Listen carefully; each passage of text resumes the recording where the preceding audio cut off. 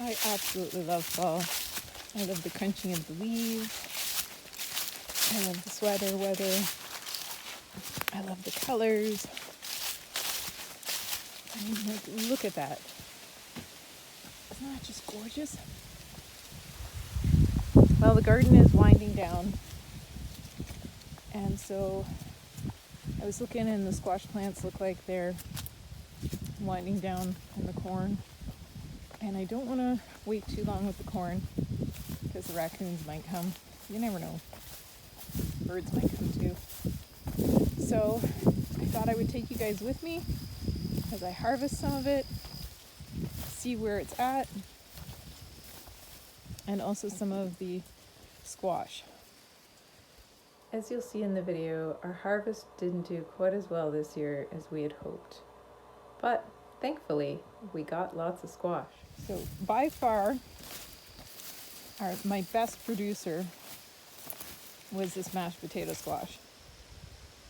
There are so many of them in both gardens. It is crazy. So I really hope we like them. I know they lasted a really long time, the few that I harvested last year. But we did get a few other pumpkins and squash, which I'm excited about.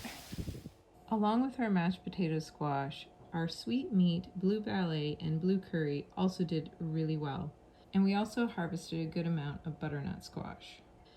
Some of the pumpkins and squash that didn't do as well was Casper pumpkin and Blanco, as well as I don't know if we got any sweet dumpling squash. Although in the past they've done quite well for us, so maybe it was just old seed. I am definitely thankful for our squash harvest. One thing I did want to mention is we haven't really had a lot of smut in past years, but this year we seem to be having a problem with it. And mostly it's been in this variety of corn here. So I don't know if it's a coincidence that it's because it's in a low spot, but I have harvested a lot of it to try to keep it out of this area. And Gord harvested some, and yet as you can see there's more. So I won't be growing this variety of corn again. At least definitely not in this area. It seems really susceptible. Like, wow. For the most part, as of yet, I don't want to speak too quickly, but as of yet I haven't found any up here until this cob. Is this one? Nope, this is just an open cob. So yeah, it seems like it's really held to that variety down there. We have two varieties growing right beside the other variety, and we haven't had a problem. Yep. Definitely should have harvested it sooner. That's too bad. This one has mold on the outside. Not the harvest I was hoping for. Between the smut and the mold, we're not doing too well. Another one. Ugh.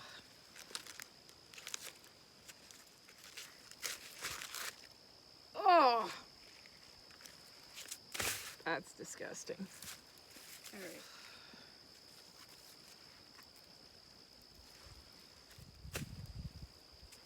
Well, if I was hoping for enough corn to do us for a year,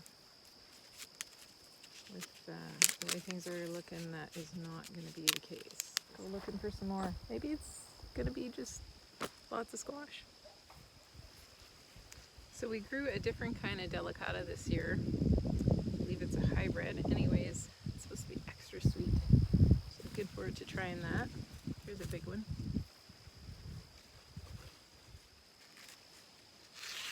This one's good. Another orange one. A little bit of mold at the tip. Just break it off.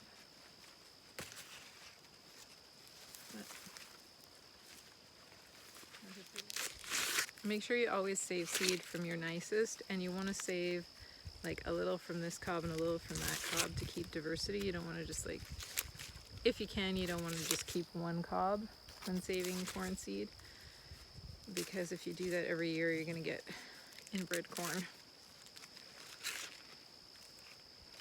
Yep, that one's okay too. It's supposed to be 3 different colors, but like one color for each cob. So it's supposed to be like everywhere from yellow to a darker color. Well, this one might be a yellow one.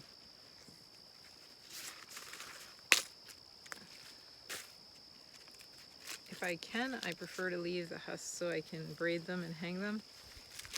So that's pretty.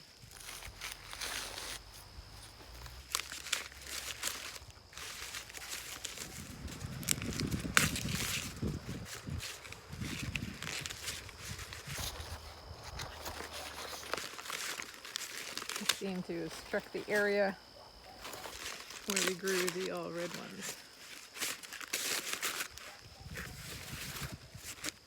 Oh, beautiful. Oh, beautiful. Just beautiful. Look at that. Isn't that gorgeous? Gorgeous. Okay. Not bad.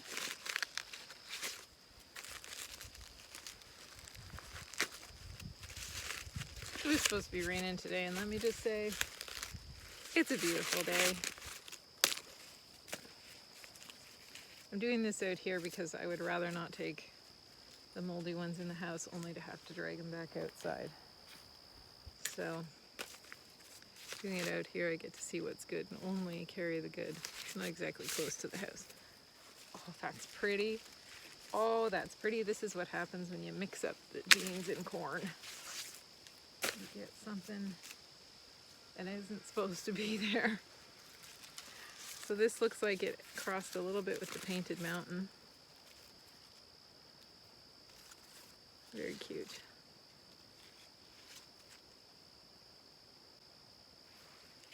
This one's pretty.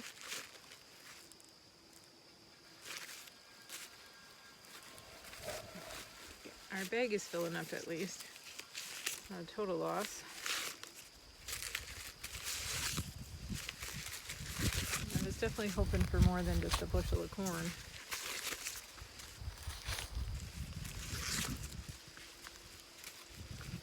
Look at that. I wish I could get the sun on that. I don't know if you can see that. So pretty. The hairs. Isn't that beautiful? God makes nature so beautiful. That's the variety you get in open pollinated corn. Okay, I am full of silk. I'm gonna go back in and see what else I can find. Alright, I headed to my Painted Mountain patch. And these are a shorter corn, which probably lends to the shorter season.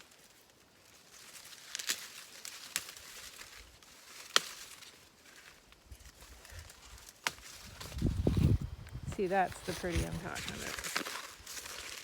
I just love Painted Mountain corn.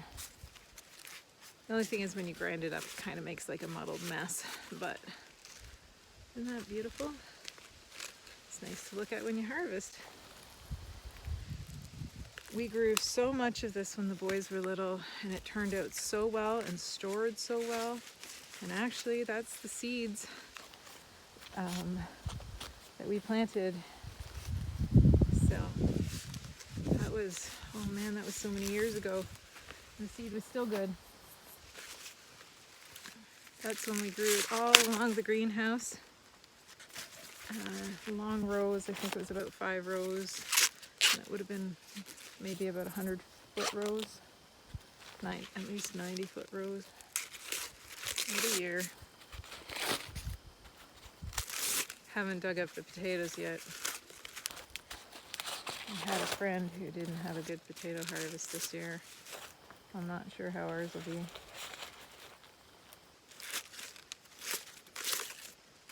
There's some more of the color variation. Look at that. See that? Isn't that gorgeous? Painted mountain corn. If you haven't tried it, you should give it a try. And as you saw, our corn harvest was very disappointing. But looking on the bright side, we were able to figure out what varieties we preferred, what will grow again, and what we won't. And I have to say that this Japanese hulless popcorn probably is one of the ones we will not be growing again. I knew I was kind of pushing my boundaries with 100-day corn, and we did get it in a little late, but it just did not finish off for us. So I'm not really sure if it's going to turn out as a popcorn at all. We've harvested it. We'll let it dry a little bit more, and we'll see how it turns out. I did harvest some early, as you can see by the husks drying green. I'm not sure again how they will pop, but it was an experiment and it was fun to try. This is a variety I will likely not be growing again. This is the Cascade Ruby. This was the one that was really susceptible to smut, and it just didn't do really well at all compared to the Painted Mountain. And speaking of Painted Mountain, I definitely would grow Painted Mountain again. It's been a winner in the past. It was a winner again this time, and it is so beautiful. I absolutely love it. But what we really loved was this variety, Montana Morato Maize. It had the hardiness of Painted Mountain corn, the short season, and it has such a beautiful color. I think it's going to make a great flour corn. So I will definitely be growing it again, and we will likely grow some Painted Mountain as well because we just love it and it's so beautiful. Next, on to our potato harvest. This was definitely another disappointment this harvest season. So out of all of the rows we planted of potatoes, this one bag is all that we got. We averaged about 3 to 4 potatoes per hole, and as you can see, they're quite small. This variety is Seegland, and usually they are quite large.